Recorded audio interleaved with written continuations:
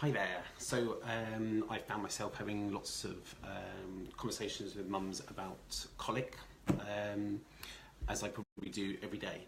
And when I first wrote my book, I called it Calm and Colic, and that was because all mums coming in to see me with their baby would bring them in and say, my baby has colic. And then I was kind of having to sort through and find out the cause behind the colic. So I called it Calm and Colic, How to Help the 10 Causes of Colic. That doesn't happen so much now. Mums usually come in saying, I don't think it's colic, it's this. Or it doesn't seem like colicky, they're a bit colicky, there's something else. So actually they're getting, or you're much better informed and looking into it a little bit deeper. But lots of it is colic. So colic is, definition is lots of crying, 3 hours, 3 times a day and all this kind of stuff. But what's really important is the cause behind the colic. So, in my opinion, you have colic because of this. And if you know that this, we can treat that and help the colic. So, you can have colic because your baby had antibiotics. So then you've got an antibiotic colicky baby, and then we use the probiotics and things to help the antibiotics.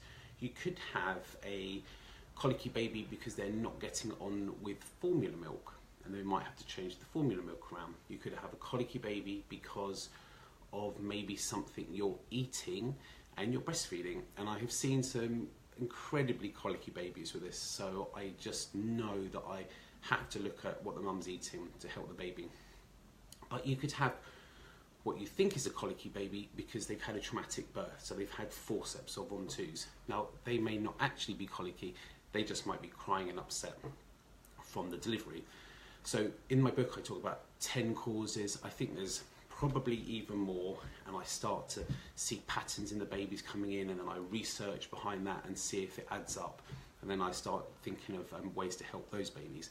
So this is a really interesting one, and I covered this in the book as well, is that the mum and the baby link so closely together with whether you're happy or whether you're stressed.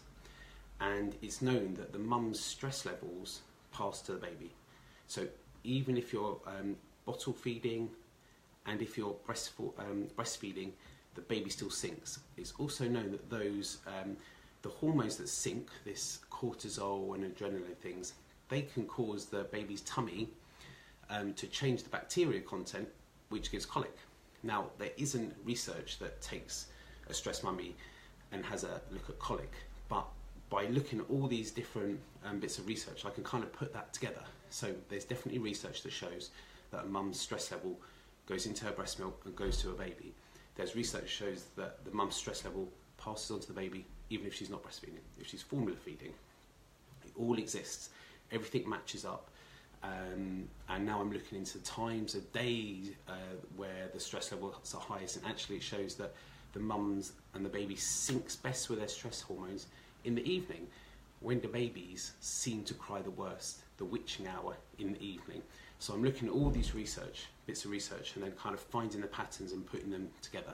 So in summary, what's important is what sort of colic your baby has. We find the cause, the why behind it, and then we fix that, which is basically where all of this, the book came from, where all of my videos come from, and the blogs, looking at each individual cause and then trying to fix that and help you and your baby. Okay, thanks very much. Bye.